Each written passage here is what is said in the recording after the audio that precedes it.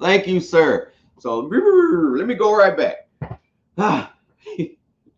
So thank you guys for watching. Now I was sharing just for minutes ago, and Mario just helped me out with the couldn't hear me. My name is LaRon Williams, and this is Multiple Sclerosis Monday, which we call MS Monday. And our topic today is: do you have multiple doctors? Right. This is a subject.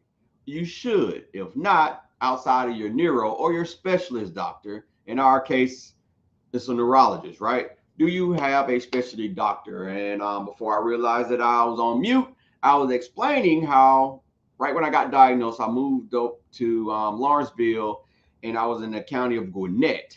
And Gwinnett hospital system is kind of like ours here in Albany, Georgia, and which is called Phoebe. Phoebe sucks. So they didn't hear me tell them that they suck, but they do. If you come to Albany, Georgia, you don't want to go to the hospital here. They suck. But so my neuro was like, hey, we need to make sure that you have a primary care doctor. You need to find one. And that's exactly what I did. And that's when I found out that I had a pinched nerve in my back. I had to get a lumbar fusion. I found out I had other things going on, allergies, all of this stuff, just all this other stuff. And it made sense afterwards. Not only that, I had issues with my thyroid, which I think there have been a lot of MS warriors that have come across issues with their thyroid. And but having those doctors, if you don't have any other doctors, I know it could be overwhelming going to this doctor, going to this doctor. You know, why you can't just have one specialist that specializes in everything? That would be too easy for this world to do. And if you really think about it, it just may even be hard on an individual having to go to school, which you know you have to go to school in order to be a doctor, right? You're going to school and you're having to learn all of these different areas that can be very bombarding. So to a certain degree, I can understand where having one person specialize in everything. So anyway,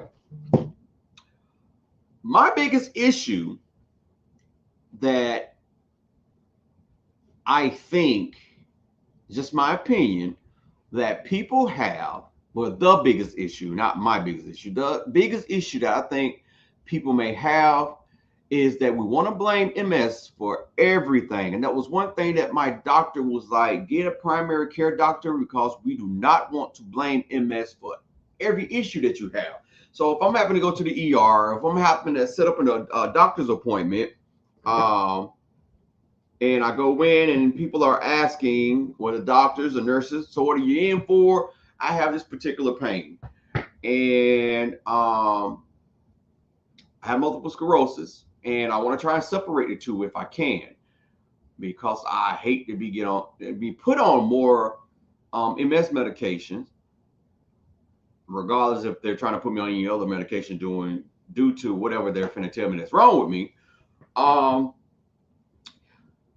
And I just found out by like paying attention to that, going to the allergy doctor, getting a primary care doctor, I've been thinking that a lot of the itching that's been going on with me in my legs, not saying that my leg pain, I still have that leg pain, definitely if I'm out in the sun, because the way that our car is set up, the sun is beaming on my legs, or if I'm out selling and I'm from up under the tent, yeah, I know my legs are going to hurt later on. If I get in the shower because I'm hard-headed and I take hot showers, like, who doesn't like hot showers?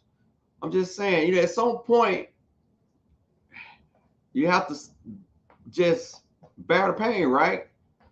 No, I can lukewarm the shower, but still, man, a hot shower is like having a massage, you know? Ugh. But I found out that I'm allergic to cologne. I've been itching every freaking night because I'm trying to smell good when I lay down for my lady. You know, I don't want her to be next to a little funky man, right? Even though I put deodorant on and I just took a bath, I should be fresh, right? But still, why not, you know, put a little something on, you know? And for the past few years, I have been itching like a mother sucker, trying to lay down and go to sleep. Oh, I've been popping Benadryls. I've been reluctantly hitting my lyrical and just thinking, I don't know what's going on with my legs or why I'm itching. It was like I try and get off of lyrical, and then once I get off of lyrical, I go to itching. I'm like, dang, I must be having relapse. Not relapses, but not relapse, withdrawals. Thinking that I'm having withdrawals with lyrical, but that's not what's going on. Come to find out, I kind of knew I was allergic to different colognes, fragrances. But again, like I say, the world has us believing that we have to look a certain way, we have to smell a certain way, and if we smell a certain way, people are going to look at us in a better light type thing. When at the end of the day, it's more about my health. It's more about your health. And it is probably good for you to have multiple doctors. That opens the door for you to find out if you have other issues going on. A lot of us have issues with depression and not knowing what the depression is being stirred up by. And we was watching an episode of 911 last night or night before last, and the one of the characters, they left home, they left their husband and their baby because they were depressed and they was having suicidal thoughts. Not knowing, once they finally took themselves to the doctor to try to get help, the psychiatrist, I believe, ran some blood tests on them, and they had, after doing the test, found out that the thyroid levels were off, which can cause you to have suicidal thoughts, which that is crazy, that if levels in your body were off, and which makes sense because, that's how a lot of people are mentally off by the levels and whatnot, right? So she would have known that if she hadn't gone to a doctor and found this out. And what that directs to is, again, even though we know multiple sclerosis is one heck of a disease, and it can cause havoc on all parts of your body. Have you ever thought that MS is only active because of another disease that may be active, or another issue that you may be having that's causing MS to be active? A lot of our depression, a lot of our stress, having a counselor is another form of doctor that a lot of us need, if not everybody, someone to talk to. And maybe not even to a counselor per se, but a accountability partner that you can sit and you can talk to and say, hey, listen, I'm having this big problem and I need someone to talk to. And you're like my closest friend, and I need this.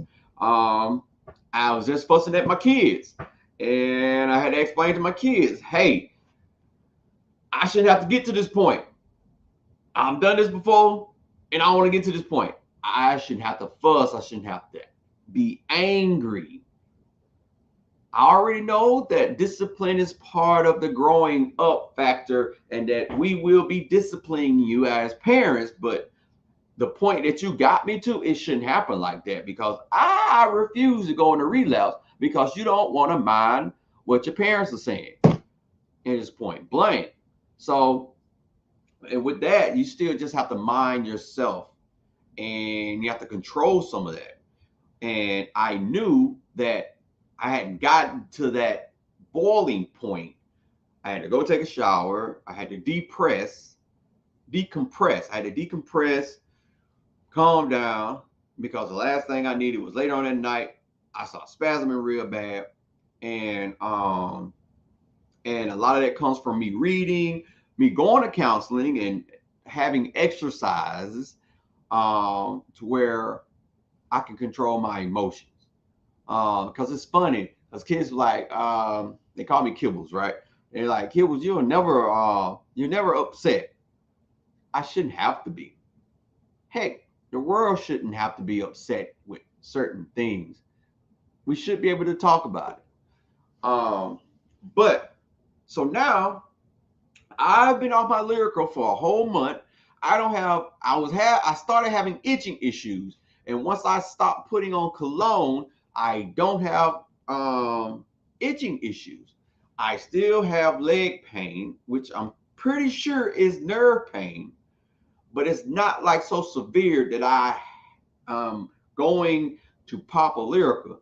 If I can get off this black next, which supposedly helped me with my spasms, I really don't know. It's like one of those things that I'm kind of scared to get off of, because before I got on it, my spasms were like so huge. I was jumping off the bed. I probably start next month. Now I'm probably really cut off, and I'm looking to even get off my treatment for a year. I want to give my body a rest. Now, I'm not saying this for anyone to sit up here and jump on the same bandwagon, but definitely talk to your doctor about it, which I am talking to mine about it. But I want to detox a little bit, because my worry is, I understand that they're telling us about this medication and that we need this medication. And right now, for me, only thing that I'm seeing, and it's just my opinion, guys, I just really feel as though that they're working on bandages for medication. I'm not saying that they're not doing studies. I'm not saying that certain doctors are not out there busting their butt trying to figure out what they can do for us. I'm not saying that. But right now, these are only just band-aids. And some of these band-aids cause more problems than they are fixing. So, they're just like, I'm over it.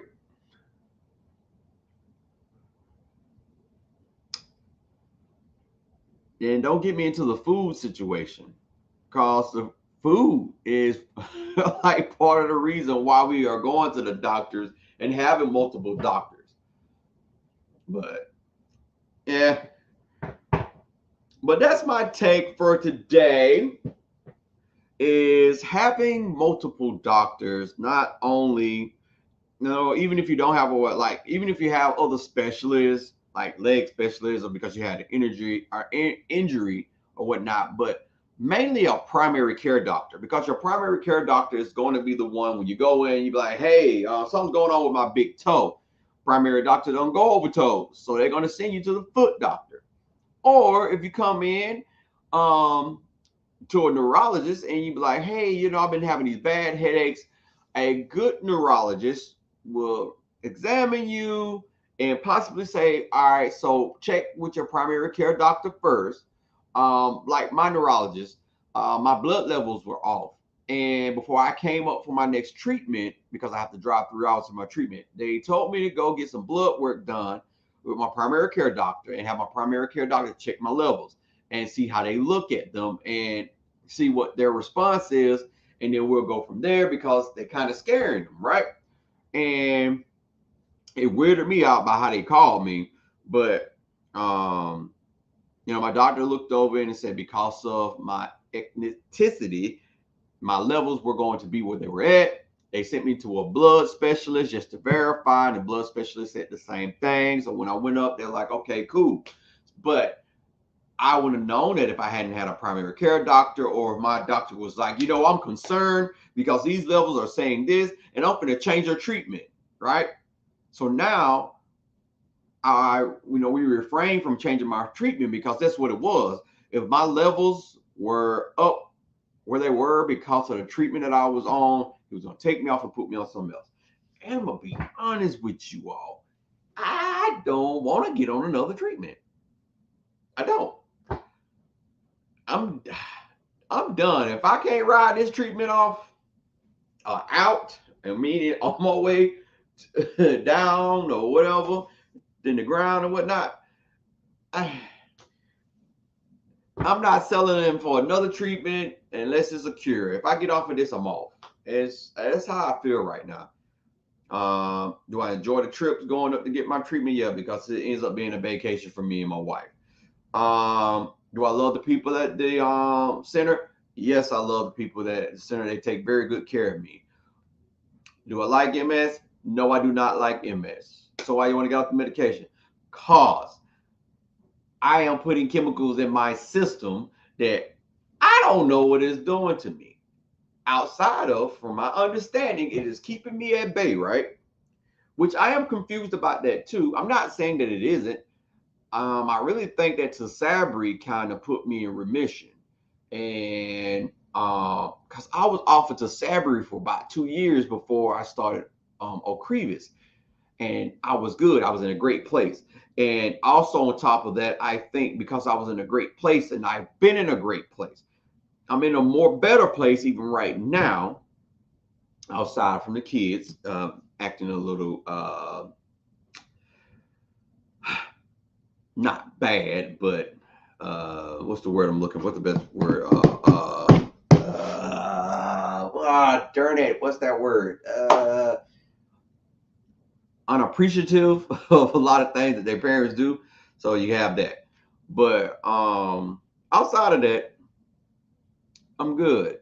And I think, let me stop saying I think. I know that's one of the main reasons why I'm sitting where I'm sitting. And I really hope that somewhere those that are out there feeling so sad, so depressed, so unhinged that they don't know what to do with themselves, if you listen to this, this is for you. Okay? If you're listening to this, if you come across this and you go to it to the end and you get to this part, listen.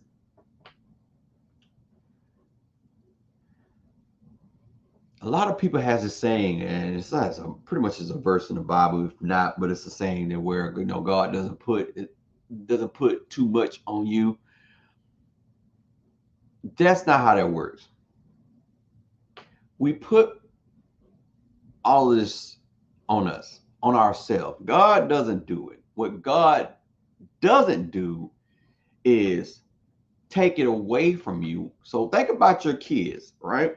How many of you have sat and said, hey, don't go outside? Don't go outside. You go outside, you're going to get in trouble. Don't go outside. Don't go outside. Don't go outside. You even walk away, that child goes outside. Now, that child heard you say don't go outside, right? Now, you see this child out there going out, went outside. You know, I could have sworn I told that child not to go outside, right? That child's outside. You don't go to the door. You don't open the door because this child has done this before and you're just tired of it.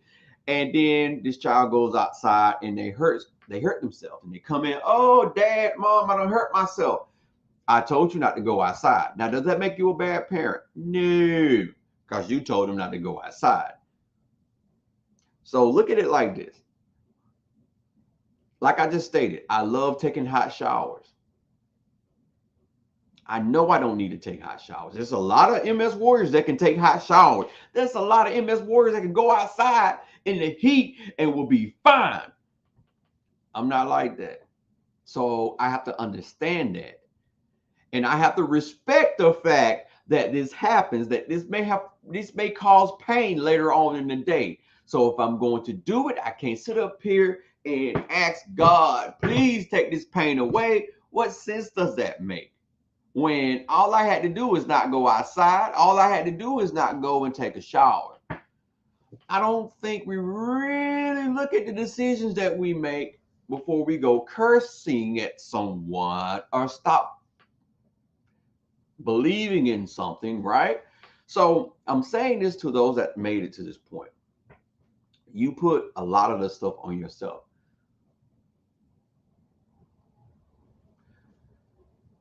Now, we don't have control once we get diagnosed with MS, what MS does to us per se. We do have enough control to react correctly to what MS is doing to us. Meaning, regardless of how dire it is, not adding to it, not allowing it to succumb you. You have control over that. Never tell anyone you don't have any control over that. So me telling you that if I have to get on another treatment, I'm done.